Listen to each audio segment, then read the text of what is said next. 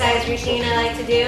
In contact staff, you often find yourself with a flexed wrist, which isn't necessarily how you live your life in general. So you may not be able to bend your wrist far enough back, or when you do, it might start to cause you a bit of discomfort. So it's always good when you're finished with a practice to roll out and stretch your wrists. And here are some of my favorite ways to do it. So first, you can give them a little roll in both directions, twinkle your fingers.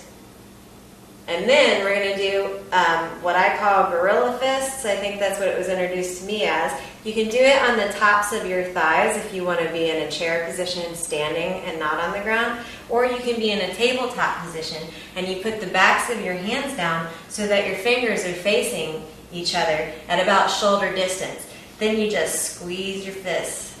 You try to keep your elbows straight. Breathe in, breathe out, tuck your tailbone, protect your lower back. And just be there to feel what that feels like. After I do that one, it can feel a bit weird. So I like to face my fingers back towards me with my palms facing down. So now the heel of my hand is facing the front of the room, and I start to lean back. But at first I want to keep my heel of my hand on the ground so I can really feel that stretch up and into the front and inside of my wrist. But after I breathe through that and started to feel that stretch, I can move my knees back and begin to peel the heels of my hands up, slowly breathing until I get to the tips of my fingers, put my elbows down, curl my fists. An exercise that Aileen Lawler taught me, I really didn't have to do it for very long, but my wrists stopped hurting and all sorts of things like yoga and contact staff.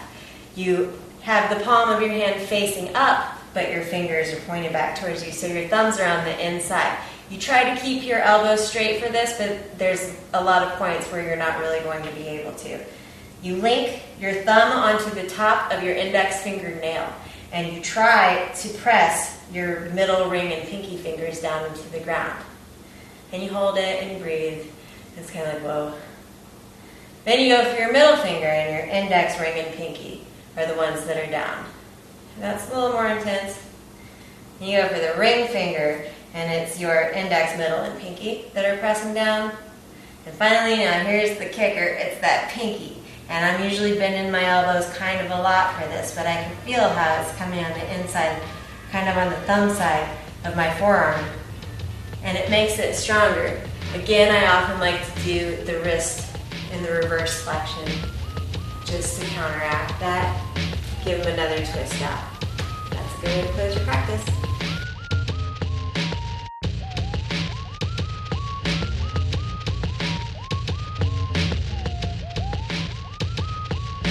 Thus negating all existence.